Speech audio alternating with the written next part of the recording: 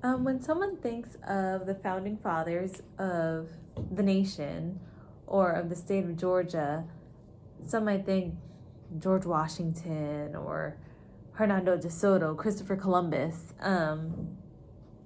All those are significant names, and in Georgia specifically, someone might think of the gentleman that signed the U.S. Constitution for Georgia. What was his name? Abraham Baldwin. And of course, James Oglethorpe comes to mind, the British settler that came and eventually settled Savannah, which eventually became Georgia. A lot's written about the men and their accomplishment and founding fathers, but there isn't a lot written or publicized about the women's contribution to founding the nation. As I was doing my research, I kind of honed in on women and their contributions because I know that there were some. So I did a little bit of digging and I came across Mary Musgroves. She was instrumental in the founding of Georgia, and she was a leading figure in Georgia history. So I'm going to go ahead and tell you a little bit about her and her accomplishments and what she did to give us the state that we have today. Mary Musgroves, or by her native name, Kusapanakisa, was a woman that was half native and half English. Her mother was a Muskogee Creek, and her father was an English trader. She grew up learning both sides of her heritage and her cultures. Through her mother, she learned lots of different dialects of the Creek Nation. And through her father, she learned a lot of different customs of how the English did things. She learned the language from both sides. I believe they said when she was 7, she went to live with her father in South Carolina, and there he taught her a lot of different tricks of the trade. He taught her the English language, and since he was a trader, he taught her the business and how to conduct herself around the English. And with her mother, she spent the time learning different languages and immersing herself in the culture. In 1717, she married the English trader John Musgrove, and together they established a trading post outside of what is now known as Savannah. So she used all of the tools that she learned from her father and put that into her own trading post. When they built it, it was outside of Savannah, well, what is known as Savannah today. And the location was very convenient because they were the only trading post in the area. So they came in contact with a lot of different people. And one of those people ended up being James Oglethorpe. As he came to their trading post and did business with them, he saw that she had really good rapport with the native people and also the English people. And the more that he spent time around her, he realized how much of an asset that she could be. So he hired her as a translator. In her job, she did a lot of negotiations for him. Since she knew so many different dialects of the Creek language, She could translate to a lot of different people for him and vice versa. And he was impressed with the strong relationships that she had with other people. And he knew that she would be a good person to have on his team because of all the dialects that she knew. It was important because she was able to translate the different nuances for him rather than just translating word for word. She was able to translate the things that couldn't just be translated word for word.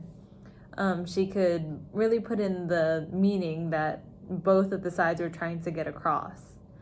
And she provided diplomatic services between the settlers and the natives.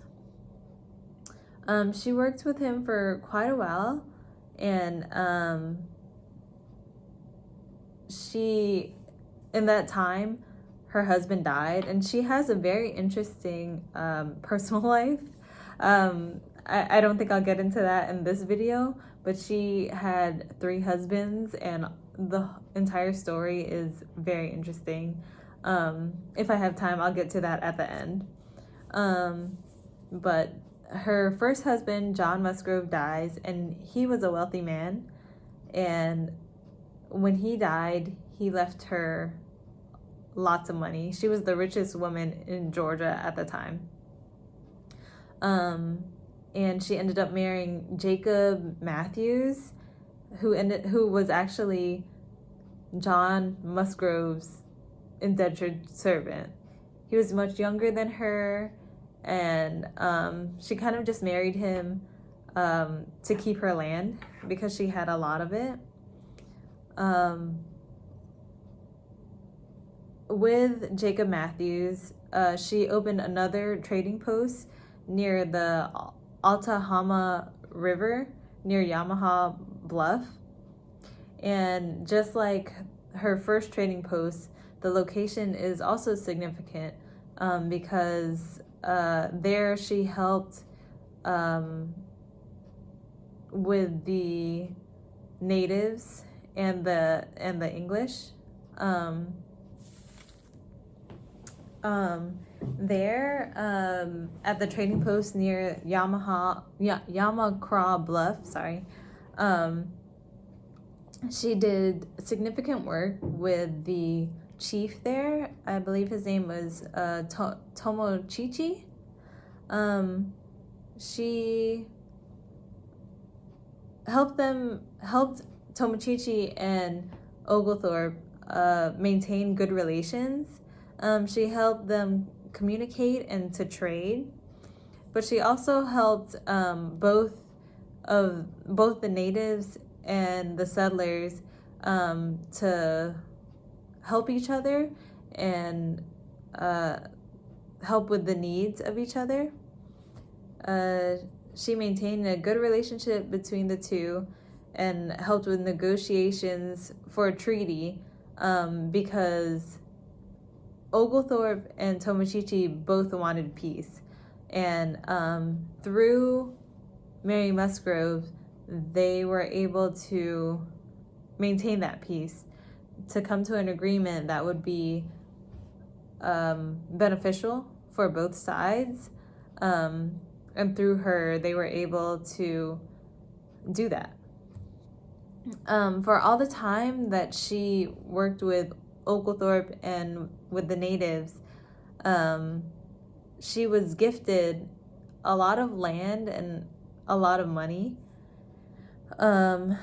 Most significantly were 3 islands: Ossabaw, Sapela, and St. Catharines. She was gifted the 3 islands by the Lower Creek chief Malachi? I'm sorry, I'm definitely not getting these names right. But she was promised a lot of different things for her service, but she was never granted or compensated these things. Even when Oglethorpe went back to England and kind of pleaded for Mary Musgroves to get the things that she deserved, they denied her. I think in the end they only ended up granting her St. Catherine's Island. Of the three, she only got St. Catherine's Island. And it was said that no talk could be held with Georgia's Indians without Mary's influence. So basically, she was really instrumental and influential to both sides. She was able to translate and get across the message to the natives and also to the settlers. She was an in-between. She understood both cultures, so she knew how to get the message across in a way that was effective. And she translated and kept the peace and negotiated as well as possible. I mean, she was, honestly, as I read, she was a very savvy businesswoman. Other than having her own trading post, her work with Oglethorpe, she was incredibly loyal to building the state, or Georgia as we know it. Even when they didn't do right by her, she still maintained a good relationship and did what she had to do as her job to get things done and to make sure everything was done correctly. And in turn, she really set the foundation for Georgia. Without her help, it's possible that Oglethorpe wouldn't have had the best relationship with the Creeks and the natives that were around Savannah at the time. So her help and her influence was essential to the state of Georgia.